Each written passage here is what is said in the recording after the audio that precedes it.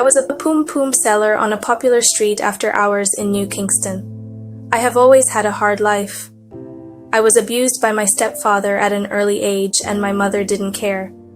She said that I was a liar and that I want Harman, so I ran away from home. Life has been a struggle ever since. I bounced around until I was introduced into the night world of New Kingston. I made good money on some nights, other nights not so much, but I managed. It wasn't a job that would make nobody proud, but it was my bread and butter. One night I was standing at my usual spot around 2 a.m. A man pulled up in a nice SUV. I could tell it was a money man by the way he talked. He had the St. Andrew accent. His window was tint pitch black. He asked me if I'm ready to make some money, and I said definitely.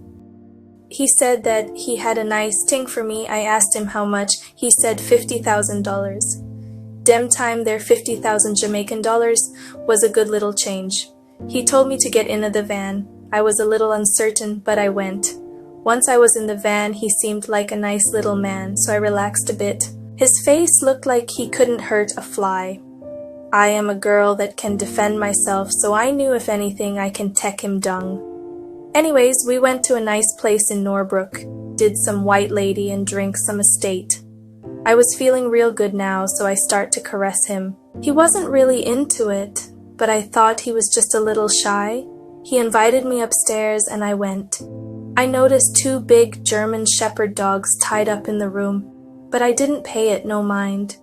He asked me if I liked dogs, and I told him yes.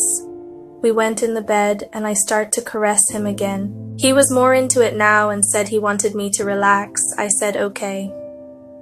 He had some kinky stuff in a box, and we played with a few of them, but he wasn't interested in doing the deed.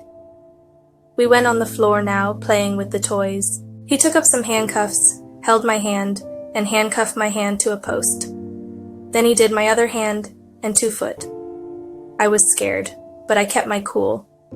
Laying there wondering what this man was up to, he let the dogs off their chain, and they immediately came over to lick me all over. I was disgusted, and he seemed to be enjoying watching it. What happened after that traumatized me for life.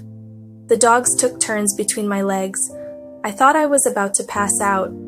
He just stood there and watched. When he got his release, he gently let me off, gave me the money, and dropped me off back.